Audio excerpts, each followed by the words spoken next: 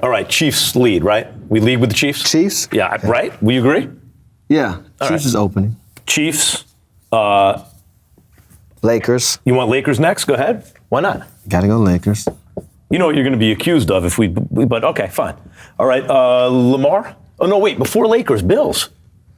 Bills right after the Chiefs. Bills. Let's do Bills. Oh, let's do Bills. So Chiefs, Bills, Lakers. Who do you like? Giannis or Lamar? Giannis and Lamar. Together? Yeah. All right. They're in the same boat. Right. Superstars who need to be traded. You want to talk about the NBA Cup at all? Like, am I supposed to care about the NBA Cup? I care about the NBA Cup. Let's do it. Thunder, because you and me have been talking about the Thunder for the last year. I'm going to put the Thunder. They're 1,000,001. I'm going to put them over here because they're in a league of their own. So league of their own? Yeah.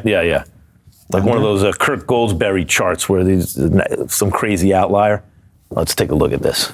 That looks like a show. You got good handwriting. That looks like a show to me. Chiefs, Bills, Lakers, Giannis, Lamar, NBA Cup, Thunder. The Thunder we got to respect the Thunder a little bit more. They can't go after the NBA Cup. Thunder before the Cup? Yeah. So let's put them there. Good. That's a show. That's a show. Let's do it. Game Over is presented by FanDuel. FanDuel's got it all. Same game parlays, quick bets for jumping in live and your way, so you can build the bet that fits your play.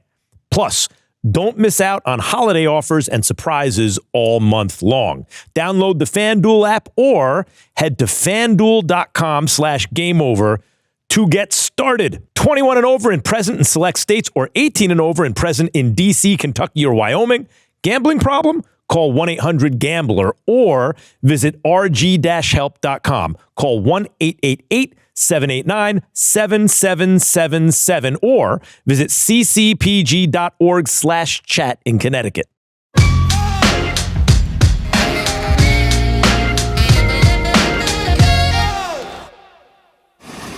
So, Rich, I'm watching the Chiefs, and I didn't expect them to win.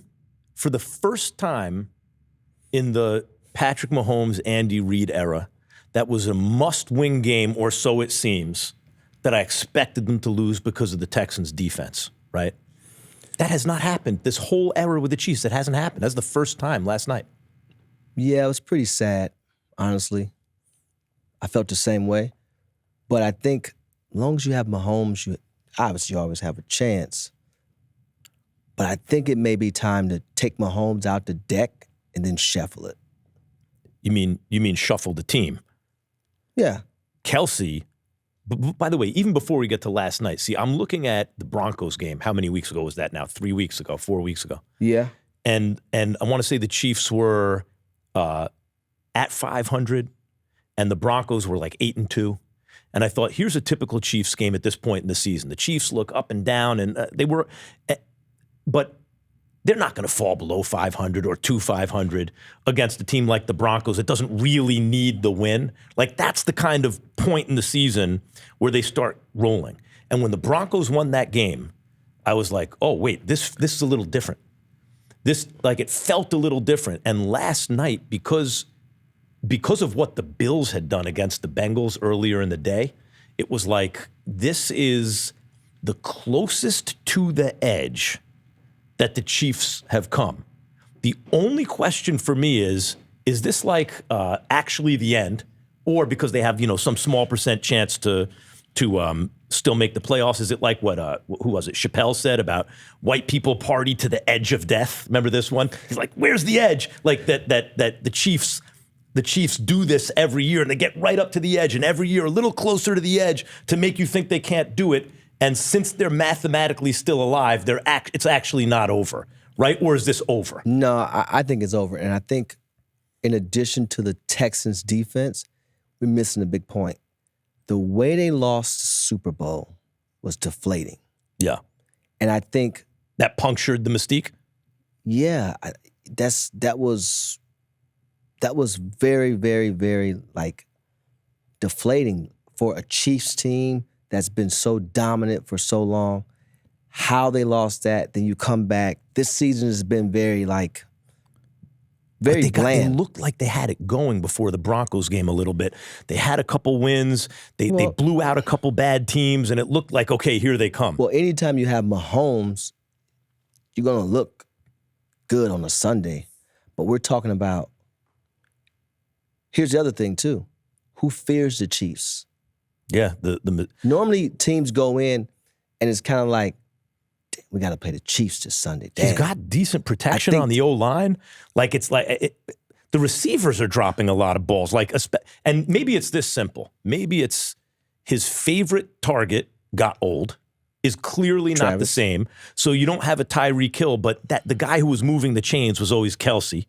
Yeah. And now you don't really have that reliably anymore. And now whatever it is, well, let's put it this way. I'm not convinced it's over for them still. I need to see them dead and buried before I actually write them off. But that was a bad one last night. What makes you say that? It's because of the greats. Yeah. It's because, say what you want, Travis had 2 drops last night. That's critical points in the game too. That's not his normal play. But in a playoff game, if they get there, it's still very hard to bet against somebody that you've seen do it before. Right. That's where I think you're going to always have like this. All right, so if this were the NBA and the Chiefs were in the situation they're in, right, it just looks like their supporting cast can't get it done anymore. Not that Mahomes has looked great either, by the way, but like, let's say it was the NBA. You have this singular star like He's earned Mahomes, the right to not right? look great. What happens in this offseason? What happens? Yeah, if this was the NBA, what happens to the Chiefs in the offseason? I don't think it's because they've been so successful. I don't think Mahomes is at the point where he's like, get me out of here type of. They've been so successful the last 7 years. I think what happens in this offseason is exactly what I said. They have to shuffle the deck outside of Mahomes. Andy Reid's still there. Ownership group is still intact. So I think prior to Mahomes saying he wants to go anywhere, if he ever says that, I think you really sit down at the end of the year and you say, okay, this course has ran its course.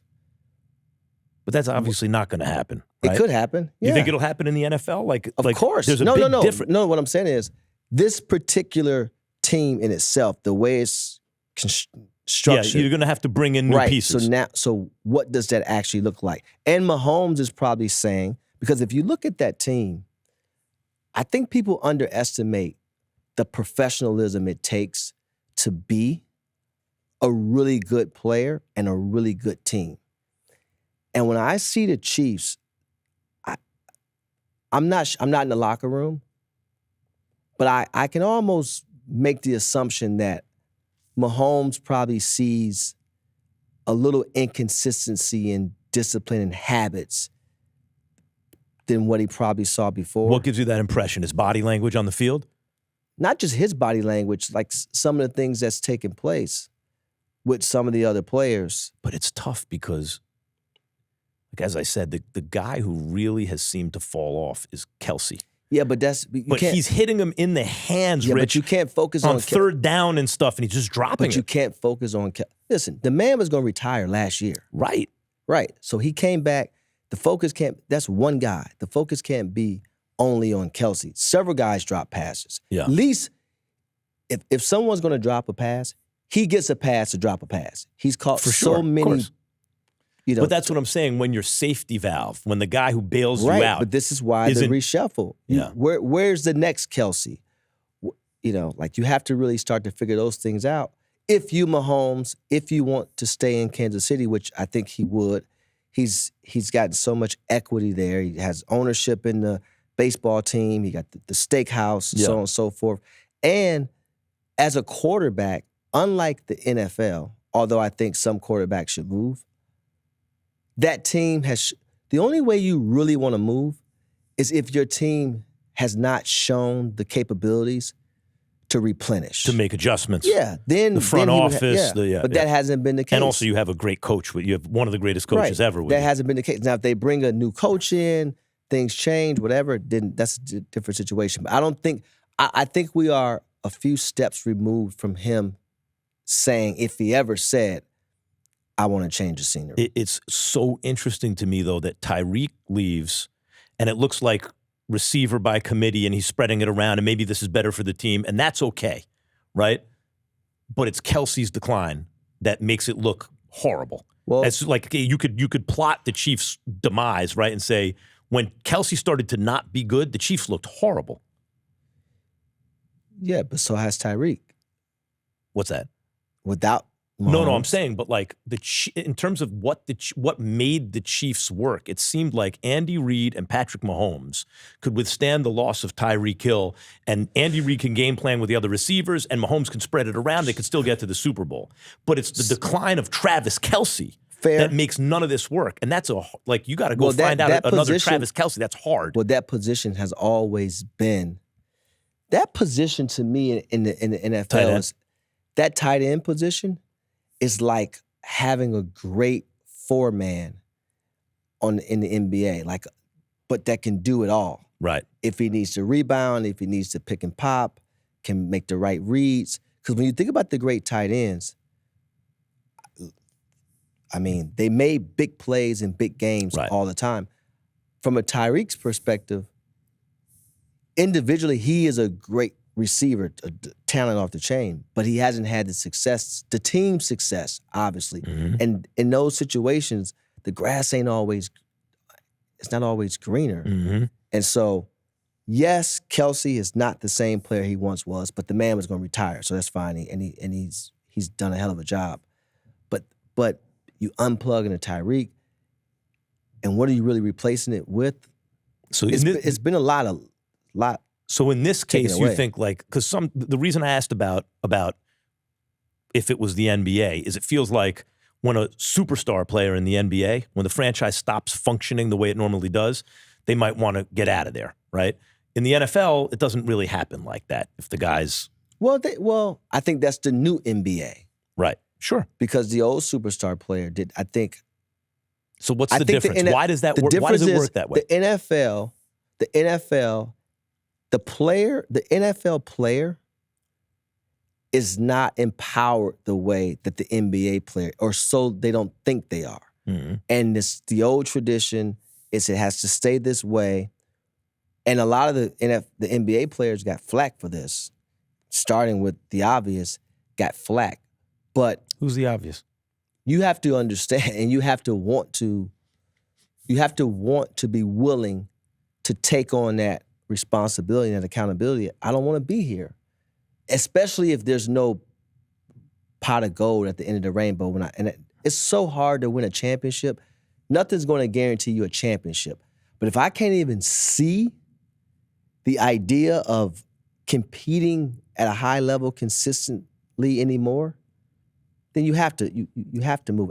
But the NFL player is not there yet. The other thing we don't think about coaches this way, but there's like a outer limit in terms of the ages of head coaches where they just get so much older than, like, let's say the rookie, right? You get to a certain age and the head coach is like 50 years older than the rookies coming in, and they can't really relate to them any, there's such a gap. It's like 2 generations removed, and they can't relate to them anymore. Now, I'm not saying Andy Reid is there because you're entitled to not make the AFC Championship game a year in your career like that. But you do wonder if you're Mahomes or if you're the Chiefs and you're taking a very sober look at the team.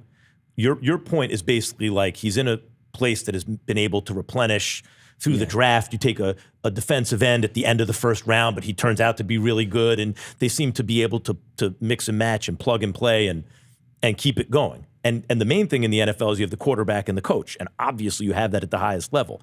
But how long can Andy Reid keep going like this, right? And if you're Mahomes or if you're the Chiefs, does that have to cross your mind at a certain point? Like, we have to start thinking about the next guy to put with Mahomes. Absolutely, yeah. But look, I think Mahomes is in a situation where he has to look at it. It's not only is he the quarterback of the Chiefs, does he see himself as a partner? I don't know his relationship with the ownership group, but if he sees himself as a partner, he does not have the pressure to win. He's won. Normally, a superstar in that position, they have a pressure to get over the hump. So that's kind of pushing them out the door or wanting change as well. So he actually has a lot going for him to be patient in this situation. But yeah, I think you have to have that conversation. And I think I like Andy Reid.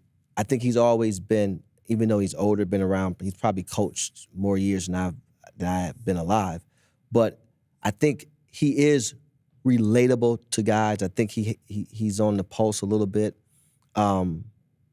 where most guys his age probably like wouldn't Belichick be. reached a point where it's too Yeah, much. and guys come in. Not only do they come in at a young age, but they also come in very inexperienced in life. That really messes with the locker room. Yeah. Right? Because less coachable, less open-minded, less willing to really listen and things like that. You see the guy, it's a me thing a lot of times, and football has always been a we type of a game. So I think dealing with all that, and I imagine Mahomes deals with all that as well, not just Mahomes, but a lot of the veterans in these NFL locker rooms or in any locker room. But I still think there's a few steps where Mahomes sits down and say, okay, let's look at this holistically. Coach, team, both sides of the ball, cap, what's our, financial flexibility if we have any, how are we approaching the draft? What are some of the holes we need to be filled? Because it's hard, man. It's hard depending on others in anything. So 53-man roster, it's tough. But I think the Chiefs will be back.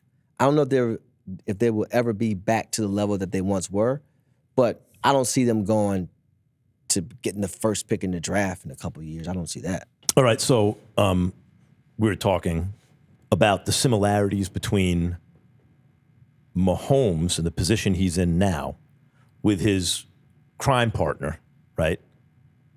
Travis Kelce. And any similarities between that and the situation LeBron was in as Dwayne Wade was in decline, right, in Miami, where the thing that you had been doing that was working ain't going to work anymore.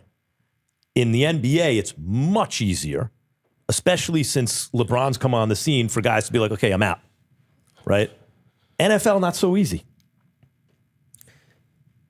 Yeah, let me see. The last year they made it to the finals, LeBron and D Wade and the Heat, they lost to the Spurs. I'm not sure Kansas City gets back, but I know what you're saying. Well, that's like last year. Yeah, they got like back last year. And by the way, going into that game, I could not believe people thought the Kansas City Chiefs were going to win that game. No, the me Eagles either, have been beating not the like hell that, out of everybody. But not like that. But to answer your question, I would say, when in 14, I think everything had run its course, right? And I think that D Wade and LeBron had a relationship that was close enough to where they can have an honest conversation with each other. Presumably so do Mahomes and Kelce. Yeah. And I was going to say, Mahomes and Kelce definitely does. They're business partners, and they've been there the whole time with each other. It's very similar. The difference is, I think that LeBron had an ideal spot because he came from there. And because he saw Kyrie Irving. That too. Yeah. That's a reason. But also, that team drafted him. Right. In this case, Mahomes has only ever played for the Chiefs, and so has Travis Kelce. But in Mahomes' case, it's like he doesn't really have a home away from Mahomes or Holmes, if that makes sense. When I see a guy like Kelce drop a pass like last night, for example, the one that hit him in both hands. Max, but here's the thing. Listen, I understand a guy losing his reflexes, losing this, losing that. Do you know where Kelce's from? Kelce, you don't forget how to catch. Do you know where Travis Kelce is from? What about it? He's from Cleveland. I understand. We're not. So you're gonna. I love Travis Kelce. Who doesn't love Travis Kelce? I love Travis Kelce. I'm just saying. Do you think he wanted to drop the pass? What I'm saying is, it's odd to me that a guy. I understand when your reflexes go, right? When your legs go, God. but a guy who is sure-handed in critical situations, you don't forget how to catch. He's one of the great. You can argue he's the greatest tight end who ever lived. You can make that argument. Okay, so next Sunday, when Travis Kelce has 6 catches for 105 yards, all right, you're gonna owe him an apology. I'm not saying anything like against him. I am wondering but there's how a lot that of happens. focus on a drop. But the reason is because I have a theory about this. When teams perform well in critical moments and when they don't. And it feels to me, and this goes across sports, that when a team or a player feels like they deserve it, they don't make as many mistakes. It's when they feel like they don't deserve it that kind of stuff comes out. You know where I want to see Mahomes? Where? You don't Dallas. like my theory?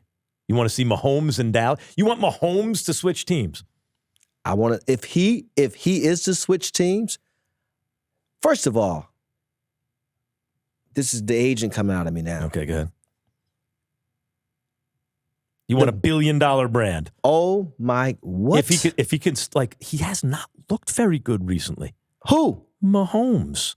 He hasn't. He doesn't look like, it's hard to say. I know because his tight end's dropping passes. He doesn't have like a Tyreek Hill on the team.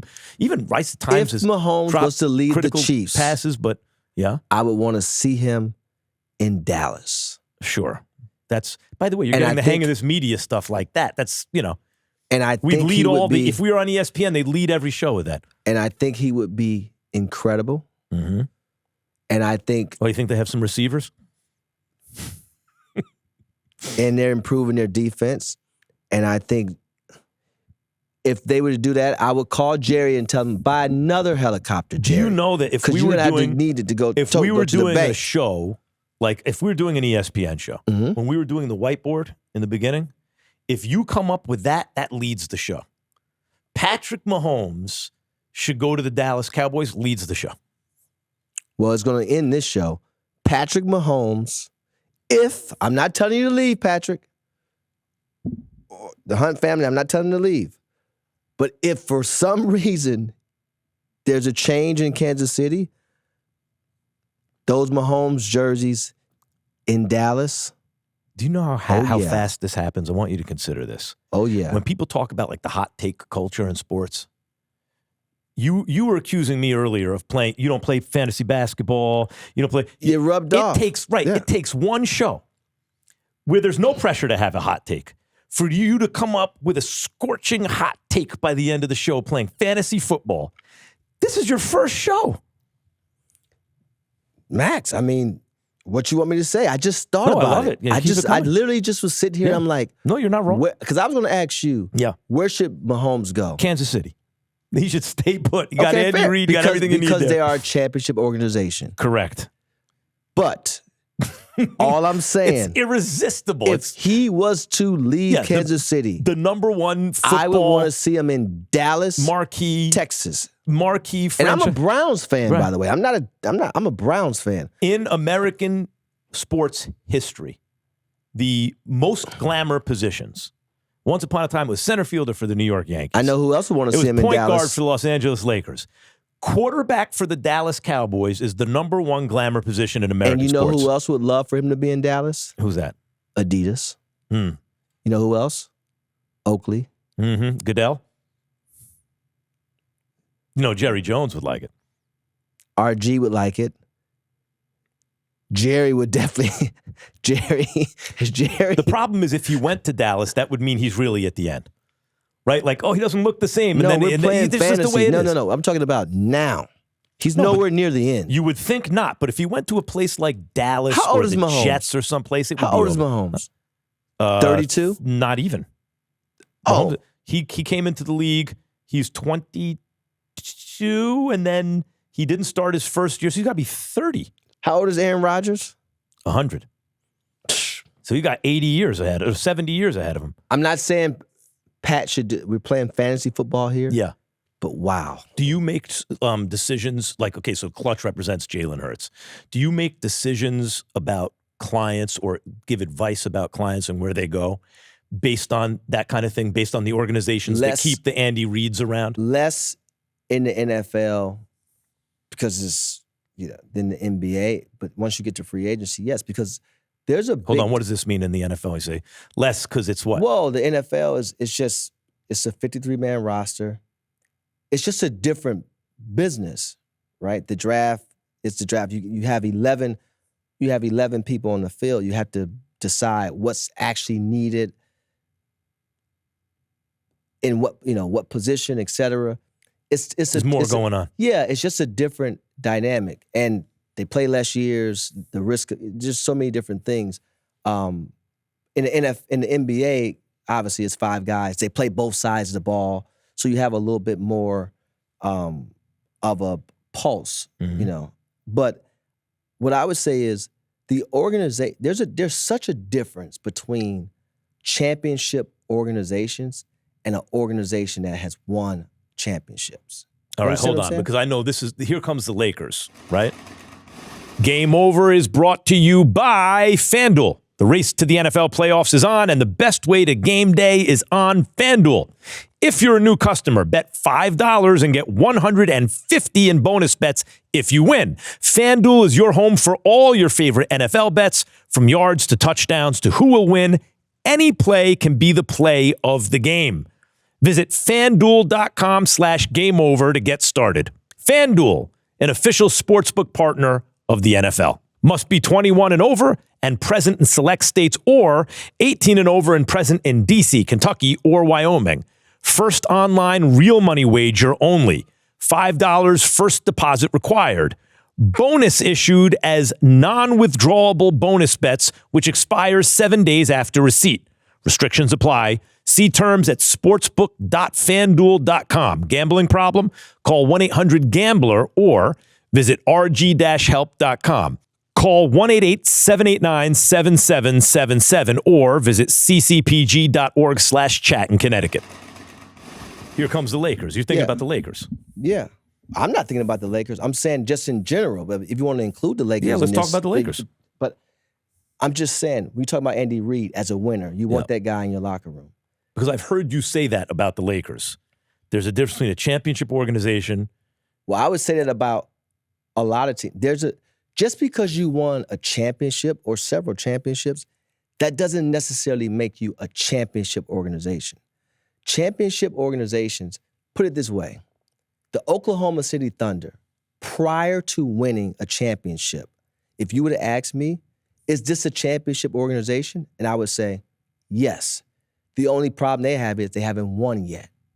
But Sam Presti and well, just everything, the culture, you have to have depth in the front office. What do you mean depth in the front office? Meaning the front office is layered, right? Because you have scouting, you have advanced scouting, you have your international aspect of it, you have your pro scouting, you have your college scouting, and you're looking at it from a place of how are we building this team, right?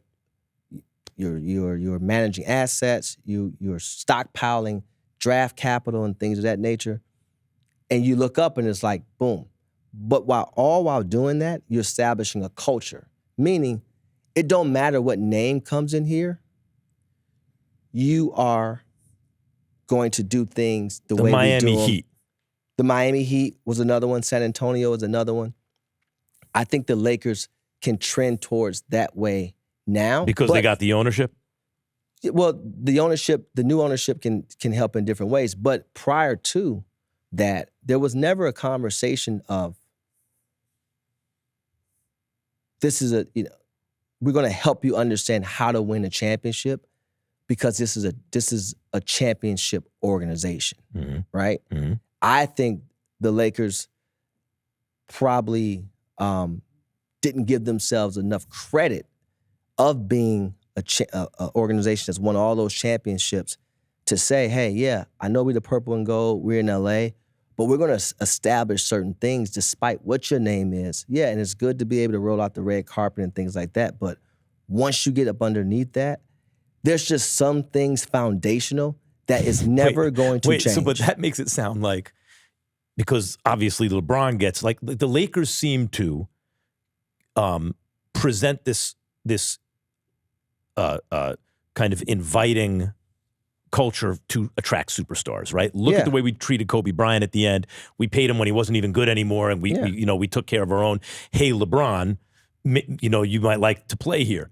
But you as LeBron's agent and Clutch Sports as his agent, you're saying, really, the way I hear that, you correct me if I'm wrong, is and I don't mean to interview you on this, but I mean, No, but you're saying they are catering too much to people like my client instead of insisting on doing things a certain way?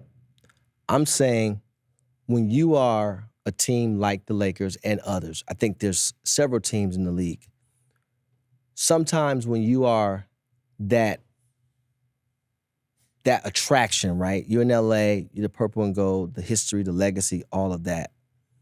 There's a couple ways you can lean. But the details within the organization is what's to be invested in to create these foundational roots that no matter what. You mean depth in the front office and this kind of stuff that you mentioned? Not even just that. I think a number of things. You got, whether it's front office depth, whether it's development, right? Which young players, which they've done a great job at developing young players. Austin's developed, Kuz was another one, Caruso was another one. But I'm saying holistically, right? Sometimes when you're the prettiest girl in the room, you don't necessarily do the detailed things. Like you could just put your hair in a ponytail, put a white beater on, some jeans, curse and of the heels gifted, and go out, right? Yeah, curse of the gifted. If it's easier for you, you don't work as hard. Exactly. When you're not the prettiest girl in the room, you have to do all the little details. OKC, they're going to do, because, no offense, but where would you rather live? LA. Exactly. So I just think that. But wait, hold on. Back up. Tell me, I want to focus on this for 1 second. So when you say culture, you have to establish a culture, championship team.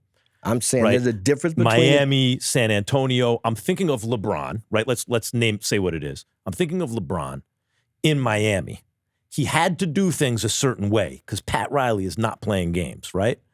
Once he leaves Miami, he goes to Cleveland, and he had great success in Cleveland, but he could do it more his way.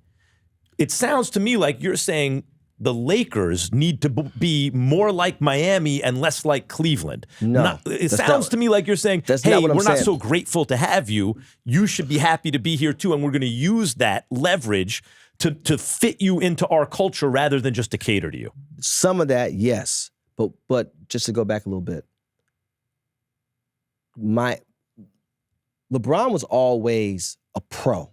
Right. So regardless what Miami was, they never had to act. There was never a thing of body fat, being out of shape, none of that, none of those things. You don't have to worry about that with LeBron. That was never, being on time, nothing. So I don't want to misconstrue that, because sometimes that get misconstrued like, oh, he got here and whatever. But going back to mindset. I'm listening for that but. Pat Riley's mindset. Yes.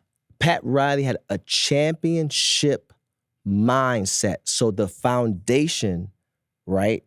It don't matter how upset you may be. It don't matter. We're doing this thing this way. But that's so interesting to me, Rich, because what's underneath that is, this is the way I'm hearing what you're saying, is you're LA. Everyone wants to be in LA. You're the Lakers. You have all these championships. You don't have to kowtow to LeBron or whatever superstar to do. I'm not talking about professional. I don't mean baseline professionalism. Show up on time, work hard, don't get fat. Everyone knows LeBron's going to be all over that. I don't think you have to kowtow to Luka or anybody, right? Nobody. No, you're the Lakers. But the reason I'm saying LeBron is because you, as his rep, that makes your life easier in a way. If they give in to LeBron because that gives you more leverage. No. That's a massive reps.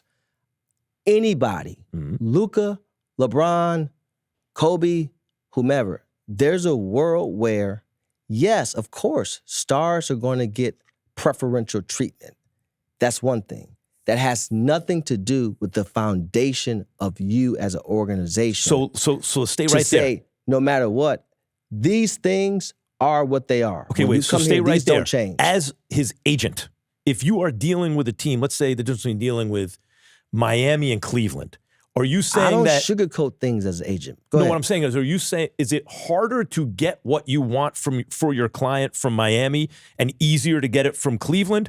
Or does what you're talking about not really affect that? No, what do you think I want? Some cupcakes? Who knows? Because usually a superstar, you hear I about the want certain all- treatment that they'll get. No, I want what certain treatment? I want all the money he deserves. Right, which Any he's going to player. get from any team anyway. Any player. Right. Everything else, you think I get? No, I want a guy to be on time. I want a guy to be professional. I want a guy to be coachable. I want a guy to give an effort night in and night out. And you when don't he's want not, different rules for your clients. No, and when because he's- some organizations will do that. No, and when this is what I'm saying. And when he's not, I don't need the organization to tell him. I'm going to tell him myself. Mm-hmm. I'll tell the organization, hey, that guy got beat back door. That should be the first thing you show in the film room. The reason that I wanted That guy. the reason I think that you work in media is because in dealing with you through the years, you've managed to thread this needle where you use honesty as the way you conduct business. So that sounds credible to me that you can that's a deal with the fact. organization just by telling them the truth and telling your clients the truth, right? Yes, absolutely. Yeah. So I would say if there was room to grow, like for the Lakers, it would be in that department. Right. Yes, we are the Lakers, and let's establish this culture. We've got 17 championships. Let's establish this culture of being a championship organization and having these pillars. That don't stop you from having great service and rolling out the red carpet here and there and doing certain things that's preferential. That's fine. Everyone's going to do that, by the way. So- you get treated how you treat other people. That Sure. goes no matter where you're at. So, or you would hope at least, right? So that gets to the game the other night, right? It would be hard for me to imagine on a Pat Riley, Eric Spoelstra team, you're getting blown out. Like I'm going back to the streak now of consecutive double-digit scoring games for LeBron. And the streak's on the line, and they're getting blown out. Mm-hmm. Phoenix, right? Was it the Phoenix game? This is already 2 games ago. Yeah, I think Phoenix- I didn't watch the game. But Okay. I think it was And I think I was at JJ the game. Redick is visibly mad. Who, by the way, JJ's done an incredible job coaching this team because through injury to LeBron, to Luka, doesn't matter who it is, they But still do you win. think they're contenders? We'll get to that in a second. You mean because playoffs are different than the regular season. But LeBron is joking around with dudes on the Phoenix bench and on the court. And as a fan, before I even see JJ's reaction, I'm thinking, LeBron, what are you doing? That's a bad look. You're getting blown out. And then you're still in the game, even though you're getting blown out. And then you take a 3 to keep the streak alive in a blowout. Man, that's some bullshit, right? And JJ's pissed. You can see he's pissed. But then in the very next game, I think like that was the fact that JJ handled it this way, and maybe this bodes well for the Lakers and the culture you're talking about. He was clearly not happy with LeBron. And the very next game, with the streak still on the line, LeBron makes the right basketball play and passes it to Hachimura. Yeah. And Hachimura buries the shot and they win the game. And that seemed to be, and then LeBron balled out in his next game. And that seemed to me, you could maybe identify if this works out for the Lakers and that they at least make a little run in the playoffs, however it ends up, you could identify that moment where JJ is establishing a culture even to LeBron James and where LeBron makes amends, because it felt to me watching the Phoenix game that he was making amends for the previous game. Not the Phoenix game, the next game where he's making amends and passing the ball and ending the streak by making the right play to Hachimura, almost to make up for his behavior in the previous game. Well, I don't know if it's to make up, because I don't think he needs to make up, but I know what you're saying. It's 2 things. JJ was pissed, right? But this guy had been in the league for 23 years. Yeah. He knows if he did something that wasn't right, but those 2 things aren't the most important thing in that situation. The most important thing in that situation is to be LeBron and be open-minded to do what? Allow yourself to be reprimanded. That's disciplined. Right. Yeah. And now, the next game, you make which he got criticized for making that same play to Corver to Daniel Marshall to Mo Williams or whoever else, right, for many years. Same play. We can go back and look at the tape. Right. He didn't want to shoot it. Yeah. Yeah, same play. I mean, I thought the streak was a little overrated anyway. Then why is he taking a three at the end of a blowout if it's overrated? Why is he taking It seems like he didn't think it was. This is what it felt like. Rich, I don't know. from where I'm sitting, you're the right guy to ask about. From where I'm sitting, it felt to me like LeBron realized after that, oh shit, I fucked up. Like he keeps a streak alive that's whatever, but it's like this very long streak by shooting a three in a blowout at the end of a game. It felt intentional. And the very next game, you're telling me that calculus doesn't occur to him? He's not doing the calculation in his mind like, I got to kind of... Well, listen, he could reprimand himself, of course. Right. Like I said, I wasn't watching that game. I didn't see that game. But yeah, whatever it looked like and felt like, obviously the media talked about it. They didn't talk about the right play, I tell you that. I didn't see the guys that was whatever. But yeah, I think, look, those guys at that level, you know when you did something that probably you So you is it shouldn't be doing. coincidence that JJ does that? He makes the right play the next game, then he goes for what, 29 and whatever it was the other night? Yeah. In a win? I don't know if it's coincidence, but me personally, and he'll tell you this, I always like when he chooses efficiency over entertainment. Okay, explain. Efficient, focused basketball, forget about it. When did he choose? Well, first of all, before we even get to that, 2012. let's back up for a second. 20 Is JJ Redick, by disciplining him, could that be the germ that spreads and makes the Lakers a championship organization as opposed to an organization that's won championships? Yes, but you have to build on all of those things. Build on it. You build. How do you build? What's the next step? As they come up. Okay. As they, like every little thing, right? You have to start building these, just like you build a house. You pour the foundation.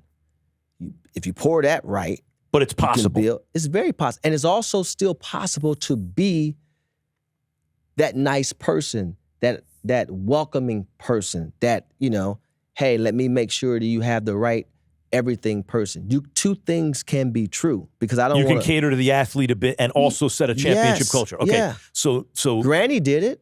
Who When you did? went to grandma's house, you can't just run all over to jump right. on couches and all these different things. but you feel loved. you definitely feel loved because guess what? You want grandma's house? If she knows what you wanted to eat and she may have cooked something else, she still made you what you wanted to eat. Mm-hmm.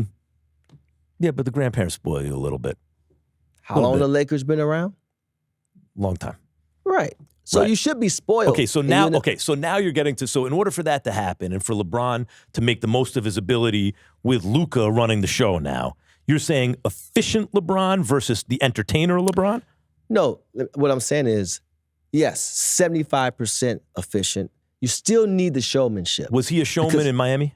Yeah, very much. Didn't you see him tackle the guy at halftime when he hit the half-court But shot? wasn't that an example of what you're talking about?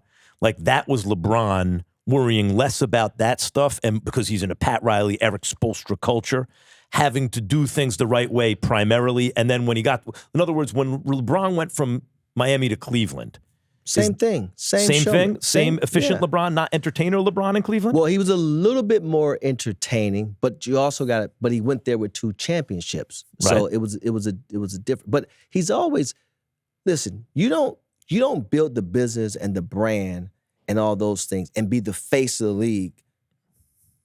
Still, For 20 years, for yeah. 20 plus Yeah. years without being entertaining. Like there's a But when responsibility you that comes say- with that. But when you say efficient LeBron, you're saying Yeah. tilt more to that, to being what? Karl Malone plus? I'm saying square up to the basket, hand in the cookie jar versus lean, hand in the popcorn, and I'm saying that. I've seen him make you're both older, shots. you need to be more Right, efficient. but I'm saying right. I've seen him make both shots. Yeah. I just like the one where you come off, you shoulder square, hand in the cookie jar. I like that one more. I agree. Yeah. Like if he would play, if he would be you would the have 60,000 Luka's points in pick that and case. roll partner and not do too much, and Well, that's not on him. I mean, sitting in the corner is not going to do much. But yeah, I think, in order, like I personally don't think the Lakers are good enough to be contenders right now. Not right now. When you say contenders, what do you mean?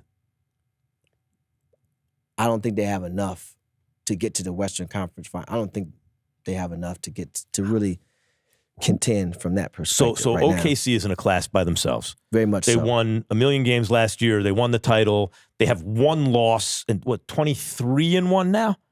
Can't keep I stopped up. counting. Right, Yeah. so it's crazy. They're good. They're really good. And I always thought, even last year, it's like, wait, they're this good and they're going to get Chet Holmgren at a certain point? Like, that's a lot, right? Yeah. That's a lot. And here they are, they're rolling. Now they're confident because they just won the championship. They're maturing. They're getting better. So, okay, put them aside for a second. You think the Lakers don't fit in with the rest of the pack? They got the second best record in the conference. Yeah, but we've seen that before. That doesn't mean anything. I think when you look, we've seen it, right? We've seen when you have the talent up top that they have, those guys can win games. LeBron Right. and Luka. But also, Austin's And played very Austin well Reeves, this yeah, year. He's absolutely. taking a step. But then things start to really, when you come to back half of the season, where guys are really, now they have their conditioning, They're scouting you get in the different. They're rhythm, preparing scouting for you different. more. Yeah. It's one thing. Then when you go into the playoffs, we seen last year, they ran into athleticism and length. They struggled. So when you look at it now, athleticism, length, shooting, speed, right? Because now, can the Lakers play fast? I don't think so. And style of play. You can't, that style of play is going to be very easy to guard But when you who do get to they the not playoffs. fit in with other than OKC? Well, I mean, Denver? Denver's, no. They're not a better team than Houston? Denver. Athletes. I think they fit in with, look, ideally Austin Reeves, and who knows what happens by the playoffs, is Ginobili, right? In an ideal world, On a he's- championship on team? a championship team, he's the killer sixth man, right? Yeah. But That's he's not paid, this. But he's paid as a starter. He's paid. I get it. Yeah. So it makes it harder. Yeah. Right? No, what I'm saying is Ginobili was paid as a Sure. starter. He Sure, just but in was a this sixth day man. and age, if you're paid the way he's about to get paid, But it's let me harder ask you to this make you a question. sixth man. Going back to the championship organization versus an organization with championships. The Spurs, On the Spurs, he'd be the sixth man, right? Right. Especially back the in the day. Spurs made that decision. And you know what Ginobili did? Went He along with it. embraced it. Right. Right. And how many championships they win? 5. Yeah. It's those type of decisions to be made. Again, not getting enamored with all the other things. But I just don't, I think there's a couple things to be made, changes to be made in the short and the long. In the short, I'm putting LeBron as the screener because no offense to Ayton or Jackson Hayes, they're just not the decision maker coming out of the pick and roll. that It you makes would it need hard. in If that. you have Luka and LeBron in those This is roles, what I'm saying. because Now- LeBron is overqualified for that role. But now all you need in that case, we've seen it, the guy in the dunker spot and then the guy in the short corner, if they make shots, then you're very tough to beat. Now, some teams may just switch it, but it depends on who's guarding. You have to have 2 really good defenders on your team in order to just switch a LeBron and Luka pick and roll. So as currently constructed, you don't love the Lakers' chances. No. Is LeBron realistically a guy who could not be on the Lakers at the end of this year? No. He will be on the Lakers at the end of this year. Yeah, where's he going to go? I mean, New York comes to mind. That's wishful thinking. If they Max. can't- You're from New York. The Knicks would love Giannis, right, or someone like that, but the price tag for a 100-year-old guy making $50 million a year is a lot lower. And actually, I think as a kid who grew up rooting for the Knicks, he's still in me somewhere. I don't think the Knicks can win a championship as currently constructed LeBron either. make the because Knicks Brunson's better? too small. Yes. Yeah. he would, of Yeah. course. But 29 other teams would say the same thing. But they don't have the assets or the need quite, or are in the position or are in the market that makes sense for LeBron. Like if the Knicks can't land a guy like Giannis, which let's see them do it, it's hard to do. Very hard to do. And they'd have to give up so much to get Giannis. And you can give up less and get LeBron, who really the Knicks just got to strike while the iron's hot, right? Is there anyone in the East so good that if you took, I don't know, just say OG, or it could be Towns, off the Knicks and drop LeBron on, that the Knicks would be overmatched against anyone in the East? No, that makes the Knicks extremely, extremely strong. But this is what I'm saying. But haven't won since I'm 52. I was born in 73, but in August, they haven't won since January of that year. But the only way that would happen and could happen, first of all, he has a no trade clause, so he would have to agree to that. Mm-hmm. In the event he didn't, and they just decided to trade him there. But what do you think? I'm just between you and me, Rich. I know you wouldn't have any special insight into this, but do you think he could talk LeBron, or don't know anyone who could talk LeBron into waiving a no trade clause to go to New York? Oh, New York. I mean, listen, he definitely makes them better. I will give you that. If he could stay healthy. I don't healthy. really play fantasy basketball, right? But I do. He definitely makes them better. Yeah. Yeah. All right, we said we were going to do Giannis and Lamar together. That's your idea. I think it's a good idea because they're in the same boat. How? I think both Giannis and Lamar probably are heading towards a change of scenery, or should be heading towards a change of scenery. Yeah. Giannis, it's pretty clearly going to happen, right? If you stop following the team you're on social media or whatever it was he did, I don't love those things. The team's not going anywhere, and you're entering kind of the end of your prime. Look, I think Giannis has deserved the right to go into the front office and say, I want to change the scenery. Right. I think the Milwaukee Bucks has done everything Giannis has asked him to do and deserve the right for Giannis to handle things in which they're not put in a situation where people know you want out, and so now we get 70 cents on the dollar. Right. There's a way to be partnerial in exiting. There really is. And do you think they will form a partnership in order to exit? Well, that takes a number of things. Listen, most athletes have been getting what all their life? Cheered. Mm-hmm. They never want to be booed. Never. The boo of it all, going into a front office, they're so reluctant to go into a front office and say these things. But it's business. So, hey, go in. You've won a championship. Hey, guys, I appreciate everything. I still feel special about the Bucks. You guys have done everything from, both his brothers on the team.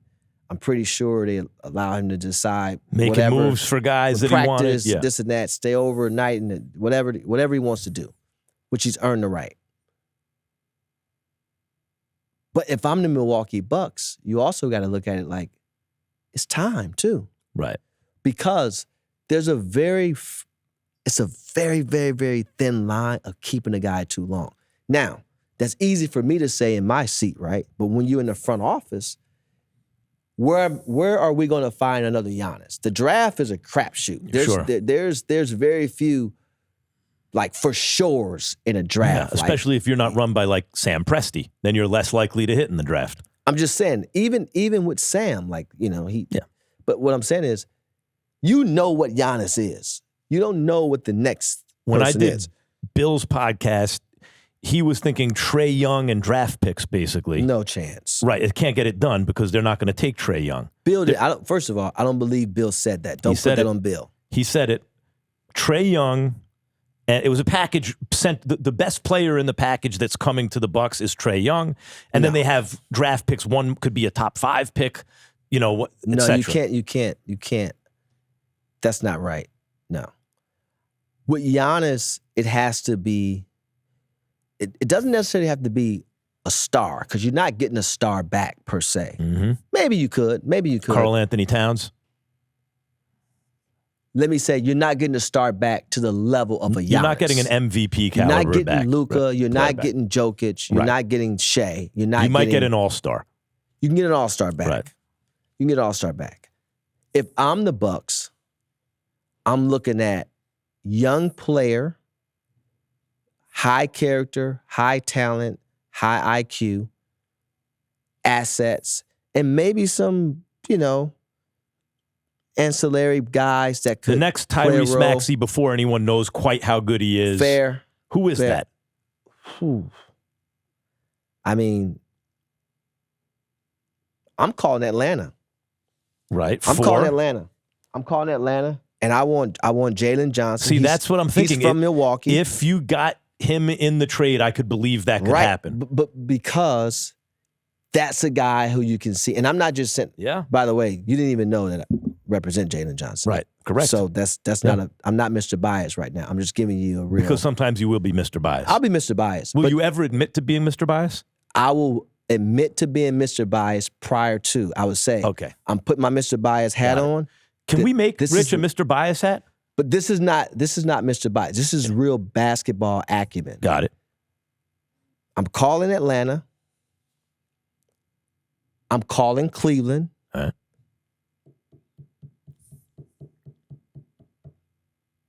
You have to call San Antonio, although I don't know if Giannis and Wemby works together. Oh, I want to see that so bad. I don't know if it works together. I mean, David Robinson and Tim Duncan work together. different. Very different. All right, but the game has changed too. I'm just saying, I'm calling. I don't know what you actually get from New York. I know everyone's saying New York, New York, New York, but I don't know what you actually get from New York. You can also call Brooklyn, who has a lot of draft picks, and you can also call OKC. I'll call OKC too. Give me Jalen Williams. I don't have the numbers and everything in front of me. I'm just You're talking gonna about. send Giannis to OKC. Hey, listen, if I'm the Bucks, Why even play the season? listen, if I'm the Bucks, I'm trying to get something back in draft capital. Right. These next few drafts, there's some, That's what's hopefully- insane about Presti. He's got this team, and he's Yes. got He has assets to. It's insane. he has an embarrassment of an riches. embarrassment. That's a good segment for this show. He Actually, has an embarrassment of riches. is that your first embarrassment of riches? That's my first You being embarrassment rich? of riches. Your first embarrassment of riches It's is Sam Presti's Presti draft picks. has got embarrassed. Yes. He does have an embarrassment. If they wind up with that's the problem with the NBA. Well, though, he has the Sixers pick right? outside of the top 4, I believe. Yep. He has the Clippers. He Yeah. has And he's got players. he got players, but he has is two more teams that he has. But nevertheless, we're talking about Giannis.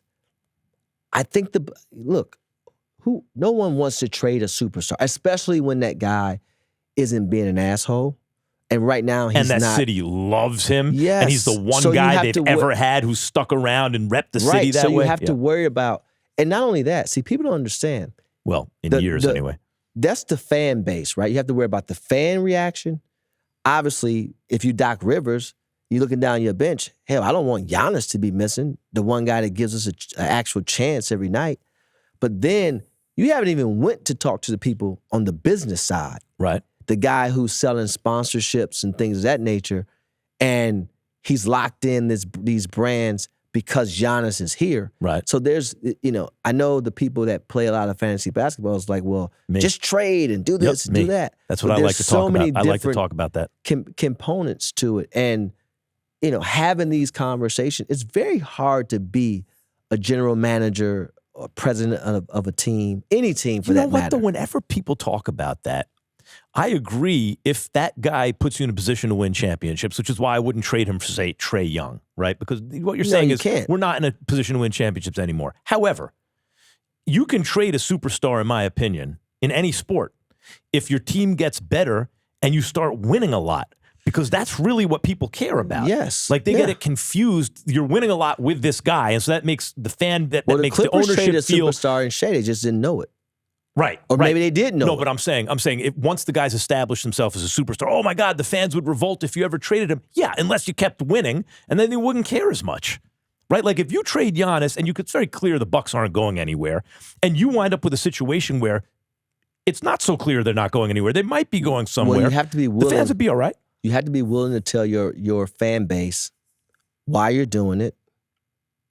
You have to have a great plan, obviously, Right. but all plans are great in to In as an theory, idea, you know. yeah. So except But- for maybe AD for Luka. So you said Come on, man. Look at how it turned. The exact criticism that everyone made about that trade played out. Come on. Wait, Rich. We'll do that another time. But Atlanta potentially for Giannis. We mentioned Lamar Jackson. What about Lamar Jackson? I think it's time for a change of scenery. Atlanta again. See, I know that because we talk, but I know that you were going to say Atlanta. So Atlanta. I think everyone's going to Atlanta. Lamar, Giannis, everybody. I'm just saying. Those are two different things. I think the assets to get back are in Atlanta. Okay. For the Milwaukee Bucks, one of two teams. I think they're but in Lamar Atlanta. should go to Atlanta. You're saying. I just like to see. First of all, this is again, Lamar. I want to see him somewhere like that. Yeah, I think. Like what? What is it about Atlanta that you like for Lamar? Well, first of all, they play indoors. Okay, that's true. That'll help. Yep. They have Bijan Robinson coming out the backfield, which they had Mike Vick dynamic. once upon a time, and that's on people's minds. It's just how it is. Yeah, and I think that, and for Baltimore, you may need just a different style of play. Yeah, it does feel like because the AFC North is just a different. I love Lamar as a player. I think he's dynamic, but I think sometimes a change of scenery is good. For a guy who's won MVPs like him, and this goes for Josh Allen too. Like Josh Allen's a guy who it reminds me of Elway. Everyone was ready to call Elway the greatest quarterback ever, and he hadn't won any Super Bowls. The very end of his career, when he wasn't the same anymore, they gave him a running back, and then he won Super Bowls, and that went Terrell kind Davis. of retroactively justified what everyone thought about him, which was always just eyeball test. Oh my God, right? But Josh Allen's a guy who has not been very deep in the playoffs ever, but the eyeball test is like, oh my God. And Lamar Jackson also, not that deep in the playoffs, but has done enough in the regular season to win MVPs. At a certain point, these guys got to start making playoff runs, like runs. Last year was tough for Lamar. Yeah. He makes the play. I mean. Yeah. But again, it's a game of inches, man. But I just think. But the inches seem to go certain guys' way. It could be very premature in terms of Lamar getting out of Baltimore. Right. But I think for both parties, just like I think for I'm Giannis, with you. I think maybe it has run its course. I think a change of scenery could be good. See, I love playing fantasy basketball, football, anything. Why not? In my position, there's relationships that you have, genuine relationships. I mean, most people are trying to trade and barter. That's not that. I mean, I actually have a genuine relationship. So. Yeah, we had a relationship even when you were. Yeah. The I thing talked to a lot of people in the space. Yeah. The thing I like about that is I could trust your information, that you weren't trying to position me. Like you're an agent, you're looking out for your clients, but sometimes you're talking to someone and you better not run with it right away because you could get burnt. Yeah, because they're telling you stuff to position you. But I knew that would never be the case with you. You were just talking. No, if you have it, you have it. I just want you to have it right. Right. And the issue I have in today's, industry is everyone's looking for clickbait and everyone's looking just to say certain things. They don't have it right. Now, the perception is, oh, well, you this guy's agent. You're just gonna want to. No. If he screwed up, he screwed up. If he's getting traded, he's getting traded. Whatever the case may be, that's what it is. Right. But I just want you to have it right. And I also want you to say, okay, this is what I heard. Give me some insight here. And then once you have all the information, then you can bake the cake however you choose to bake it. Just have all the ingredients. Right. I realize that. Sorry about that. No. But where do you see Lamar going?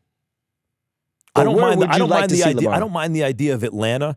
I was telling you, I think he dodged a bullet when the Jets were pursuing Aaron Rodgers. I remember saying at the time on ESPN, "Why are they pursuing Aaron Rodgers?" At the time, it looked like the Jets had a young, good nucleus of ascending players. Why would you pick someone up who clearly was not the same as he used to be, versus the league MVP level player who is also seemingly ascending and much more their age? Like that seems to be the guy. That could have been a. Yeah, but I think it's much more likely the Jets ruin Lamar than Lamar saves the Jets. Yes and no, because First of all, you have to be willing to make that. I don't know. Again, we're playing Rich, fantasy I don't football. know if you've heard about this, but there's a difference between a championship. I understand. This is what I'm and getting ready. and by the way, the Jets are neither a championship team or a team that wins championships. Fair. They win the championship of sucking is the Jets. But here's what I'm saying. What starts you? You at least have to turn the car around to be able to go in that direction at some point. Getting a Lamar Jackson, talent-wise, because I don't know talent-wise, I think when you're trying to build a championship organization, the talent has to come with more than just talent, though. Does Lamar come with more than just talent? I haven't spent enough time with him. Mm-hmm. I haven't spent enough time with him. But I would probably say I would need to talk to some people in the locker room. Here's the thing about Lamar for me is his first playoff experience, he was a deer in headlights. I mean, he was like overwhelmed, right? But he was so young. He was like, I remember Joe Burrow and Lamar are like the same age, even though Lamar came out, 10 years before, whatever it was. It was like years before Joe Burrow because he was really a precocious player. But so the first time he finds himself in the playoffs, he's horrible, deer in headlights. But in the second half, he was a little bit better than he was in the first half. And then the next playoff appearance, he was better than in the first one. And in his next playoff appearance, he was kind of good.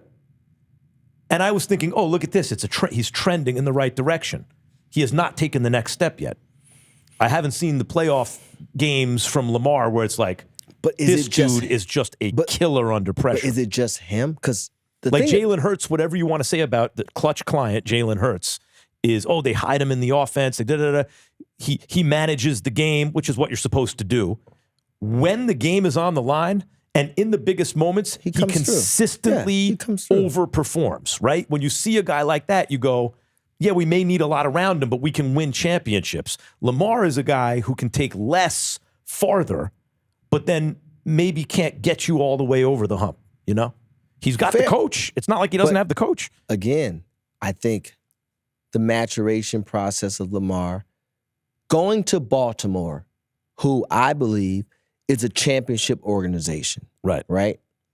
So if he was to leave Baltimore, he's leaving with that thing. Like I would always say, if I could choose where my player gets drafted, I want them to go to certain places because in my opinion, it puts extra years on their career. Pittsburgh, Baltimore, whatever it is. In football, there are established good culture places that are always going to compete. And in basketball too. San Antonio. Because when you go to these places, believe it or not, all organizations aren't created equal, which I actually think the league should have a mandatory prerequisite standardized level of all things you have to be as an organization across everything from...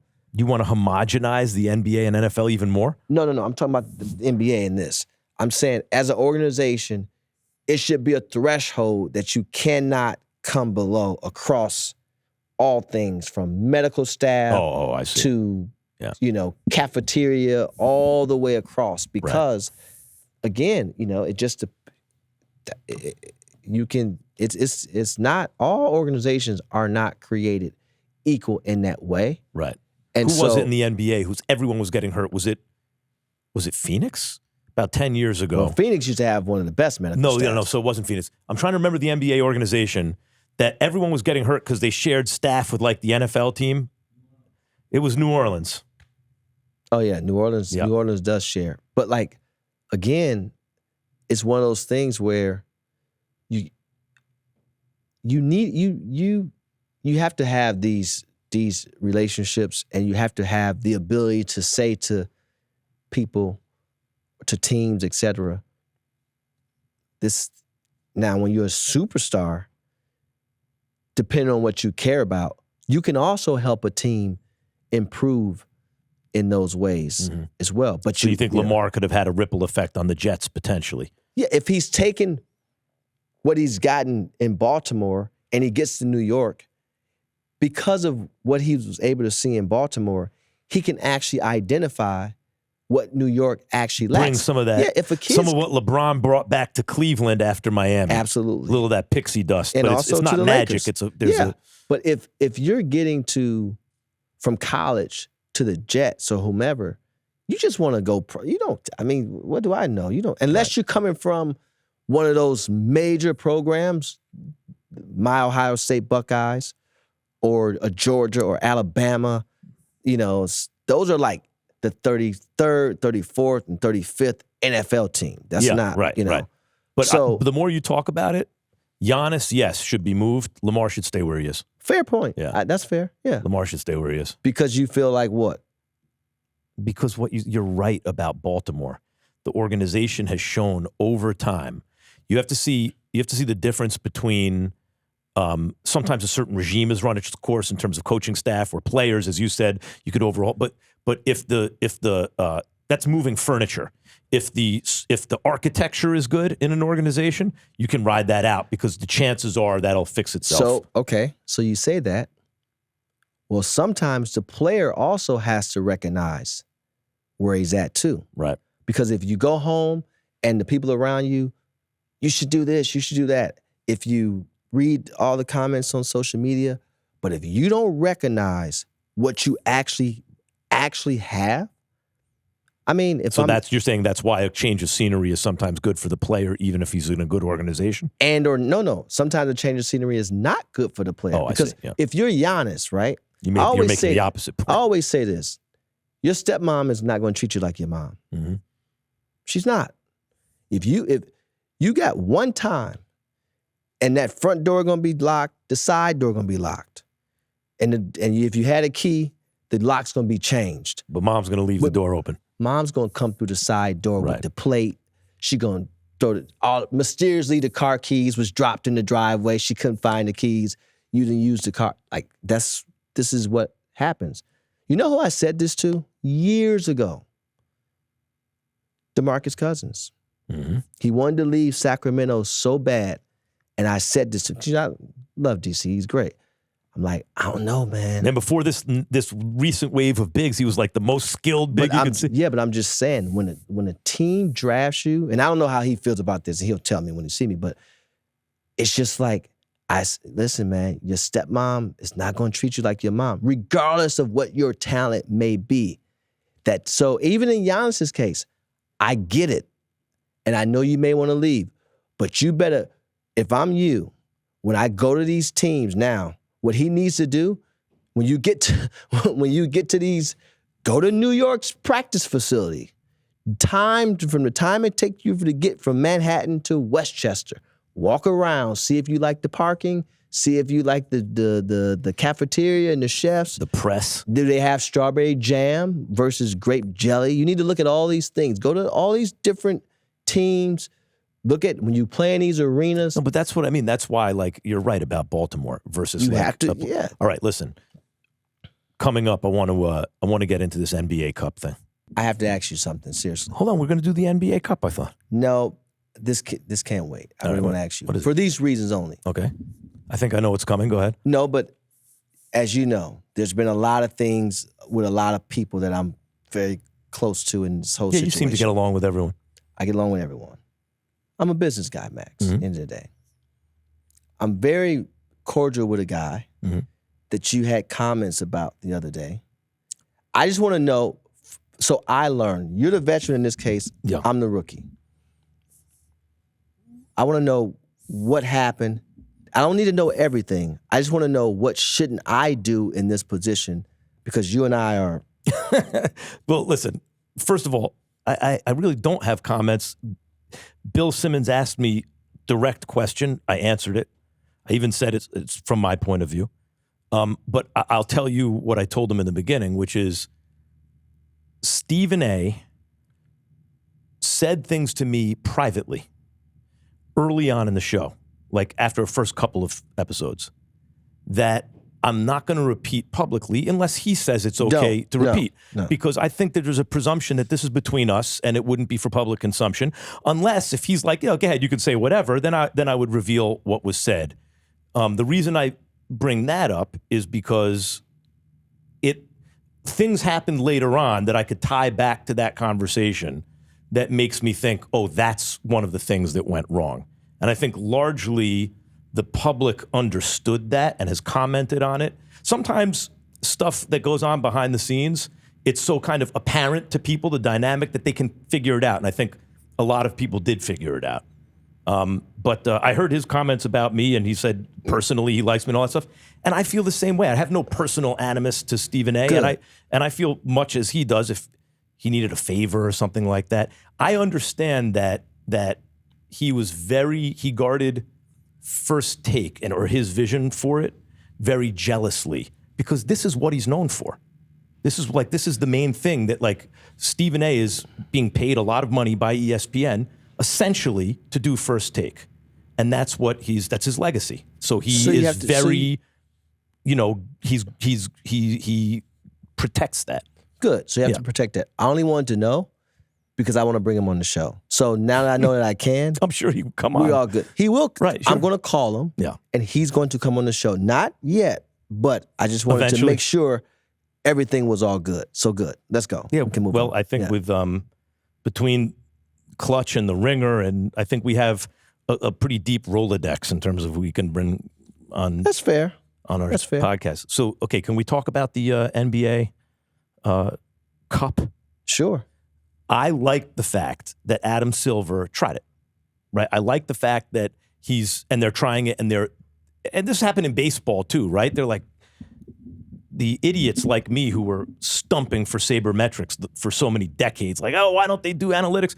They finally did analytics, and it turns out that the kind of most efficient way to play a sport is often not consumer friendly, right? So they played baseball by the numbers, and they figured it all out.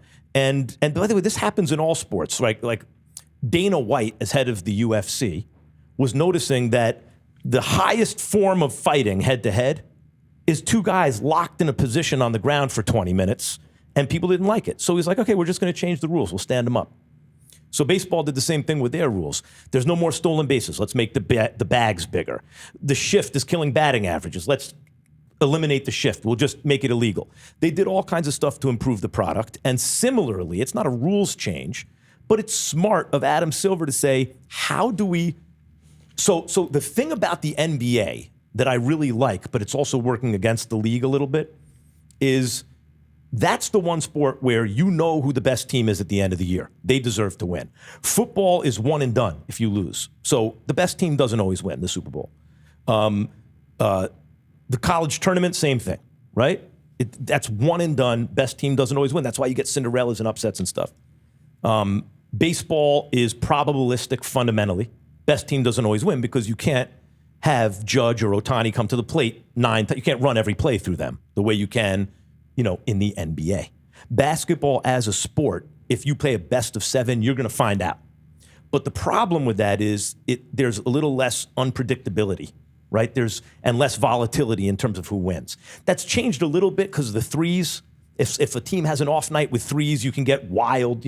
One team blows another team out the same series, very next game. The other team blows a team out that just blew them out.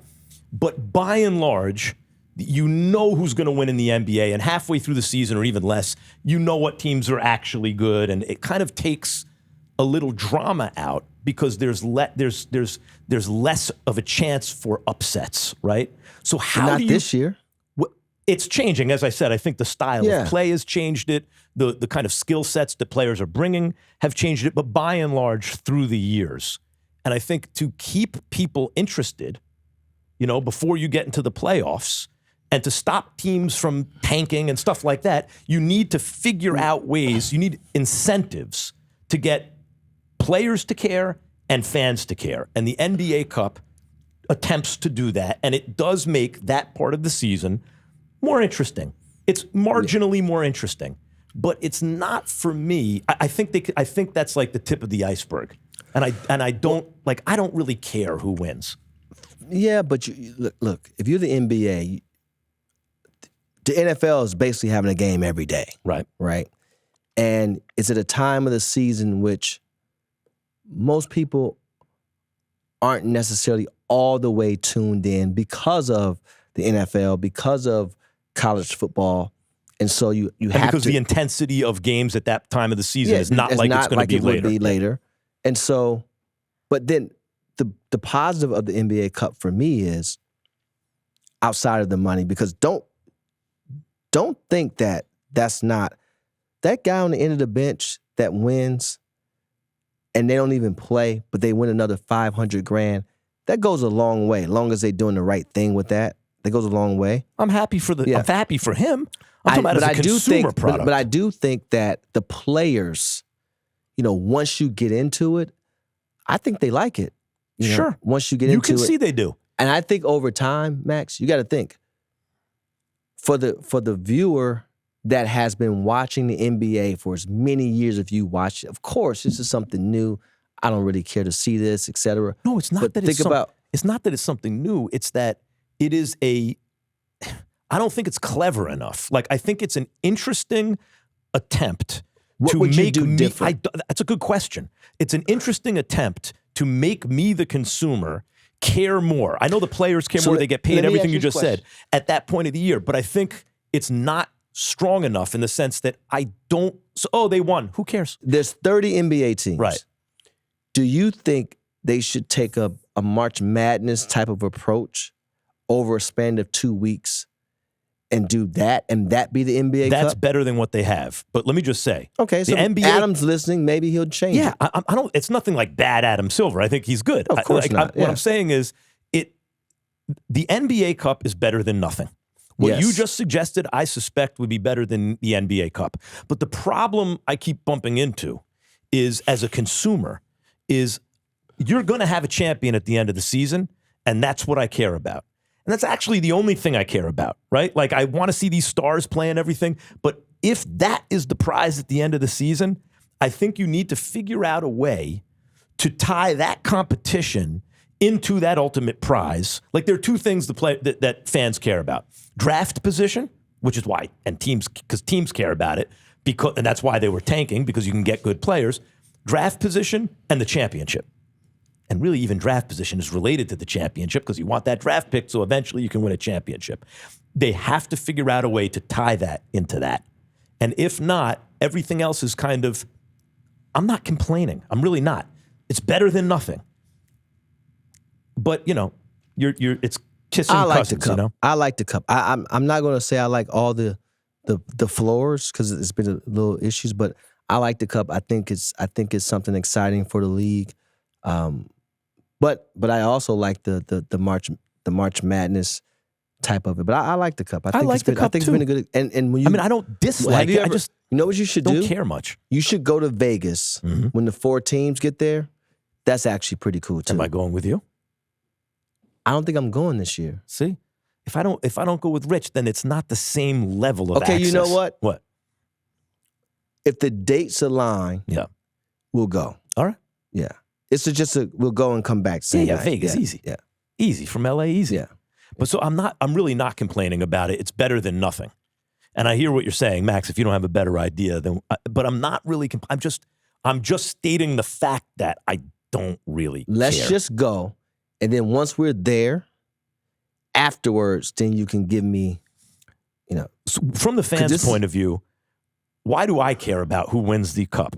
So, think about how pathetic that is. That's the type of thing the Clippers would do, right? Like, I used to make fun of them on LA radio. Max, this is a non-bashing NBA show. Well, I'm not bashing the NBA. I'm bashing the Clippers. You're bashing the cup. The Clippers are the NBA. I'm not bashing the cup. Adam, I'm not bashing the cup. I'm telling you my honest opinion, which is I am agreeing it's better than nothing. So how about this? I admire the attempt at something. But Rich, when I say it's the kind of thing the Clippers would do is, do you know how bad your organization is if you were to celebrate, oh, look at that. 3 consecutive years we won the NBA Cup. No one gives a shit. Okay, let me ask you this question. They put division title banners up. Mm-hmm. So is it embarrassing to have won a division title but never won a championship, and you got the banner up? Yeah, a little bit. It's a little bit. Well, it's happened for years. Yeah, it's a little bit. But what I'm saying is there are levels. So you want to hang championship banners. You want to hang conference championship banners? Okay, that's not a championship, but man, you were one of the last 2 standing. And every level below that is a little more embarrassing. And even below division winner is NBA Cup. And if you're a franchise that's hanging those up, Who won the NBA Cup you got a lot of room year? in the rafters to hang shit. Who won the NBA Cup last year? That's a good question. Milwaukee? I don't remember. I don't remember. I know the That's what I'm Lakers won saying. the first year. Yep. I think Milwaukee won last year. Did Milwaukee win? Who knows? Did Milwaukee win the NBA Cup last year? I'm talking to a super agent who, Yeah, I think like it was you. Milwaukee. And by the way, Simmons is here somewhere. Where'd Simmons go? The two people who follow sports more incessantly, like with greater attention to detail than any two people in the world. I think it was And Milwaukee. I'm in a room full of these people, and no one knows who won the NBA Cup last year. I'm telling you, I think it was Milwaukee. You think? Yeah. Who won the NBA title last year? The Thunder. Boy, that came right out. Yeah. Yeah, man. It's okay. That's what I'm saying. The Thunder. Milwaukee won. Thank you. Milwaukee It's won, Milwaukee. right. Yeah. So we I have was to, right. We have to like check with research to see who won the NBA Cup. No. I just wanted to make it right. That's all. I'm just saying. There's got to be a better way. Simmons will figure out. He'll have some nerds on the show, and they'll come up with some intricate thing that will make it so that teams don't tank and we care about the NBA Cup, right? Like I can't. That's Bill's job. I can't think of one. Okay. Yeah. Well, I like the cup. You don't. But until I don't but here's the thing. dislike it. It's just like Until we go, Yeah. and you experience it. Yep. Let's just all right. We table. leave it alone. Yeah. Listen, let me tell you what my hot take over the weekend, or at least the thing. I don't even know if I was going to do it on the show, but let me do it on this show right now. I'm watching. There are pretty good fights on. Lamont Roach and Pitbull Cruz fought to a draw. I saw that. Yeah, now, that was good. Yeah. it was an $80 pay-per-view between fighters the public has never heard of. Okay, the most interesting fighter on the card, Janibek Alumhalani, who I've been saying, hey, Crawford should fight him. Right? You told me about this guy. Yeah. He was busted with PEDs. He tested positive for PEDs. He's off the card. And then in the main event was a good fight. But and then in the co-main, Fulton, a fighter who was moving up in weight, even though he's moving up in weight, still missed weight by 2 pounds. So if a triple header, one of the fights fell out. I mean, Erislandy Lara still fought someone else, but Alumhalani did not fight him. So the guy, because he tested positive for PEDs, so the most interesting guy off the card. In the co-main, one of the two fighters missed weight, so the fight went forward, but it was some BS that he unprofessional. And in the main event, it was a nice main event, ended in a draw for $80 for fighters no one's ever heard of in the general American public. Right after the main event for boxing, we flipped over to the UFC, where Jan got revenge against Merab, bantamweight fight. In a great fight, the last pay-per-view for the UFC. So soon, they're more accessible to people than ever. And the fight, the boxing match was good. The UFC fight was clearly better. So as a boxing fan and a guy who works in the industry, I'm looking at that and thinking, why can't boxing be more like that? The good news There's no is Dana White. now there is Zuffa Boxing. Now there is. That's Zuffa true. Boxing starting next year. Yeah. And I'm involved. So I was at one point in my life, I would have been so depressed after a night like that. Like, that's a Now pretty you're good night of excited. boxing, but this was bullshit and this was bullshit. And the main event was good, but it was $80. No one saw it. And the UFC just ate their lunch. And the UFC is about to get more accessible, which actually the guy who was responsible for the UFC is now coming into boxing, and I'm excited about it. Yeah. So that's what I was thinking. The moral of the story is not only can I promote something else I'm doing, because after all, this is our pod, but a situation that would have made me really upset and depressed about boxing once upon a time actually gives me hope in the near future. Yeah, I'm excited for the boxing glow up. Yeah. And since this Boxing is our glow up. yes, boxing needs a glow up. Yeah. And since this is our pod, Mhm. do you know I have a shoe coming out December 10th? Of course, I got my pair already. You sent it to your office sent it to See me. what type of partner I am? I do see.